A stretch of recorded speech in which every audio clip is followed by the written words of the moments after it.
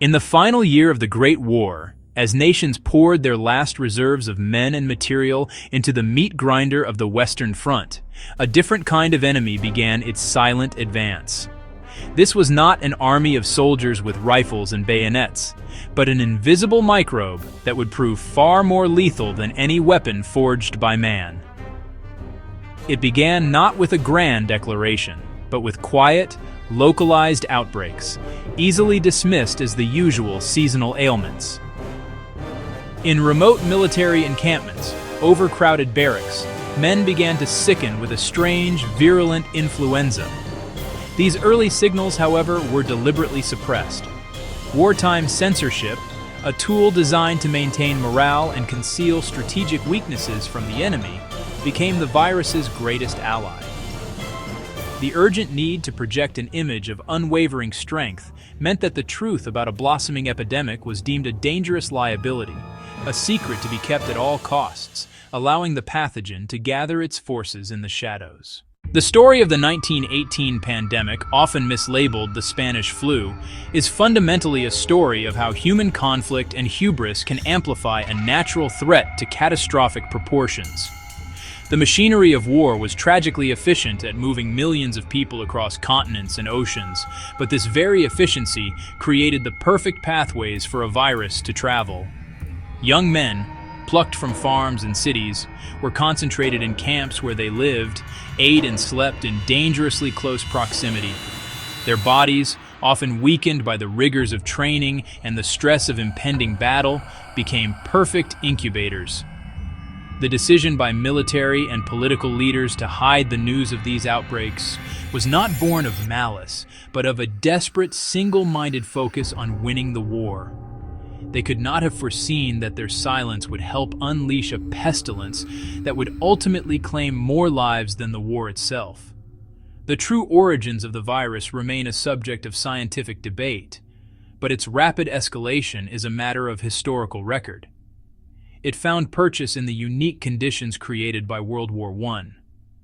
The war had not only gathered millions of susceptible hosts into tight quarters, but it also disrupted global supply chains, strained public health systems, and diverted medical personnel to the front lines.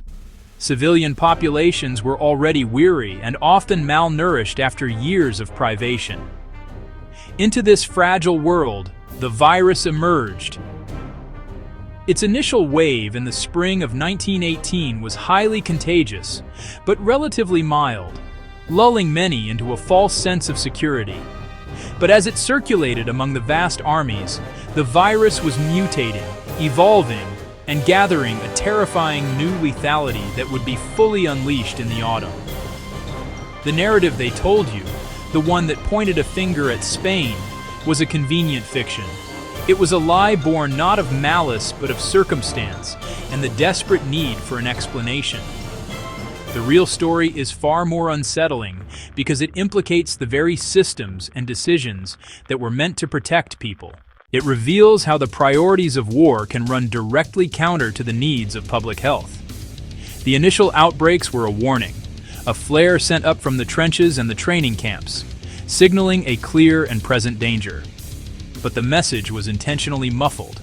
The roar of cannons and the drumbeat of patriotic propaganda drowned out the quiet coughing and gasping of the first victims. This cultivated silence created a vacuum of knowledge, and in that void the pandemic was born, preparing to sweep across the globe with an unstoppable and devastating force.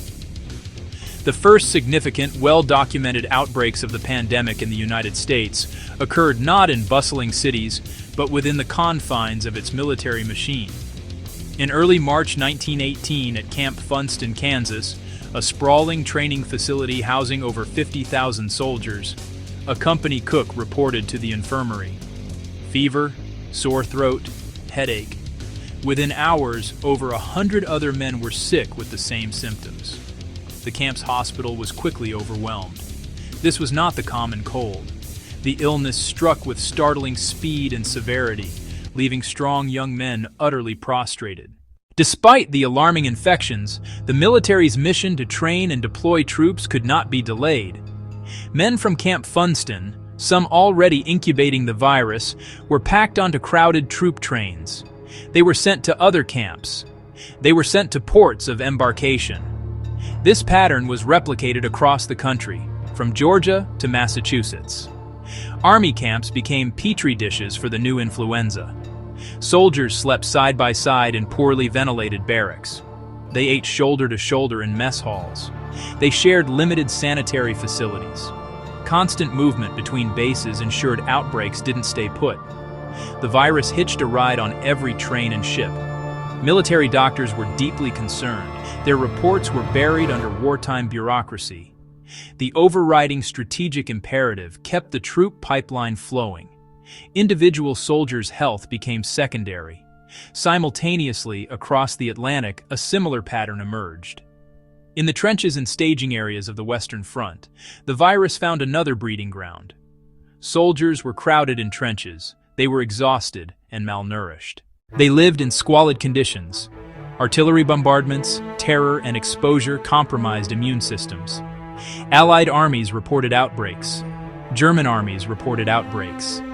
The sickness swept through ranks, incapacitating entire divisions. The virus infected soldiers on both sides of no man's land. High commands treated it as a logistical problem, not a public health emergency. The key concern: how many men would be out of action and for how long? Erich Ludendorff later blamed influenza for weakening troops during his spring offensive. Fresh American soldiers bolstered the front, but also brought new infusions of the virus. Troops moved rear to front, were sent to hospitals, and returned to units, creating a relentless cycle of transmission. The war had become the engine of the pandemic, amplifying and spreading the virus. One of the most critical factors in the pandemic's unchecked global spread was the systematic suppression of information. In the United States, the United Kingdom, France, and Germany, strict censorship laws were in effect. Newspapers were heavily controlled, and editors were forbidden from publishing any news that could be construed as damaging to the war effort or national morale. Reports of a strange and deadly influenza sweeping through military camps and war factories were seen as precisely that kind of dangerous information. Leaders feared that stories of widespread sickness would sow panic on the home front and, more importantly, provide valuable intelligence to the enemy. This official silence created a profoundly dangerous information void. The contrast with neutral countries was stark. Spain was not a participant in the war, and its press was not subject to wartime censorship. When the flu began to rage through Madrid in the late spring of 1918, Spanish newspapers reported on it extensively and openly. Even when the king, Alfonso XIII, fell gravely ill. Because these reports were first and detailed, the world began to associate the disease with Spain. The name Spanish flu was born. Inaccurate and deeply unfair. By hiding the truth, governments robbed their people of the chance to prepare. In a public health crisis, silence is not golden, it is deadly. The 1918 influenza pandemic became a global catastrophe largely because it co-opted the machinery of modern warfare for its own proliferation. The First World War had created an unprecedented network of global transportation, a vast system of arteries and veins designed to move millions of soldiers and tons of supplies across the planet. Troop ships became the primary vectors for the virus. Trains became the primary vectors for the virus. Trucks became the primary vectors for the virus, carrying it from its initial hotspots in military camps to the farthest corners of the earth with astonishing speed. A soldier infected in Kansas could, within weeks, transmit it on a crowded ship crossing the Atlantic, who would then introduce it to the ports of France, and from there, it would travel with them to the front lines and beyond. This relentless, state-sponsored movement of people was the pandemic's superspreader engine. The journey across the Atlantic was particularly perilous. Troop ships were notoriously overcrowded, with men packed into poorly ventilated holds for over a week, floating coffins. A single infected soldier could trigger a chain reaction, and by docking, a significant portion aboard could be sick, overflowing hospitals while others moved onward by train. The very logistics enabling intervention also integrated the virus into European military and civilian life. The spread was not limited to westward flow. The British Empire's global reach played a role. Troops from Australia, New Zealand, India, and South Africa traveled to distant fronts. When the war ended in November 1918, the process went into reverse, but with even more devastating effect. Millions carried the far more lethal second-wave strain back to their families and communities. Ships leaving Europe for North America, Asia, Africa, and Australia became vectors of death. The celebrations were tragically short-lived as returning heroes brought a plague with them. Even the most remote locations were not safe. The virus traveled along shipping lanes to isolated islands in the Pacific, to mining towns in the Arctic, and to villages deep within Africa and South America. In some places, one ship's arrival triggered outbreaks that wiped out a significant share of the population, as in Western Samoa. A ship from New Zealand docked despite sick passengers, leading to the deaths of about a fifth of the island's inhabitants. The arteries of war and commerce had become arteries of infection. One of the most terrifying and unusual features of the 1918 influenza was its preferred victim. Unlike typical flu seasons, which disproportionately claim the lives of the very young and the very old, this pandemic struck with savage force at healthy adults in the prime of their lives. Soldiers, factory workers, young parents. The mortality chart was a W shape, with a massive spike among ages 20 to 40. A person could feel healthy in the morning, develop a fever by noon, and be dead from suffocating pneumonia within 48 hours. Modern science points to a cytokine storm. The 1918 virus triggered an overreaction in the strongest immune systems. The immune system dispatched a massive flood of cytokines to the lungs, and in a storm, that response became catastrophic. Fluids and immune cells inundated the lungs, causing severe inflammation and damage, drowning patients from the inside. The body's own strength was turned against it. Physicians were helpless. No antivirals and no antibiotics for secondary bacterial pneumonias. Weakened lungs were easy prey for bacteria. Doctors could only offer supportive care, rest, hydration, comfort. Hospitals were overwhelmed. Cities set up emergency hospitals. The perfect storm, a novel virulent virus, a naive population, and medicine without tools. The name Spanish flu is perhaps the most enduring lie, a misnomer that obscured the truth. The virus did not originate in Spain, nor was Spain uniquely affected. Spain became the scapegoat simply because, as a neutral nation free from wartime censorship, it told the truth. While belligerent nations downplayed sickness, Spain reported openly, even the king's illness. Those early reports created a skewed perception. The name stuck. It was easier to blame a foreign country than confront how war and secrecy fueled the spread. Spain suffered terribly too, and bore an undeserved stain.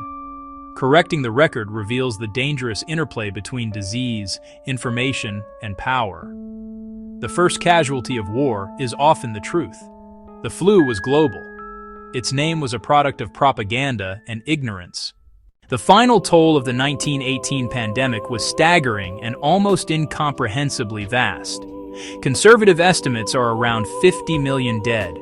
Some believe as high as 100 million. It killed more in 24 months than AIDS in 40 years, and more in a year than the Black Death. In the United States, about 675,000 perished. It left orphans, shattered families, and disrupted society for years. On top of a world war's ruin, its lessons are etched in stone and urgently relevant today. First lesson: transparency saves lives, censorship kills. Suppressing experts prevents precautions and lets pathogens spread. Open, honest, early communication from trusted leaders and scientists is vital. Second, our interconnected world is exquisitely vulnerable. Finally, basic public health measures, applied early and collectively, save lives.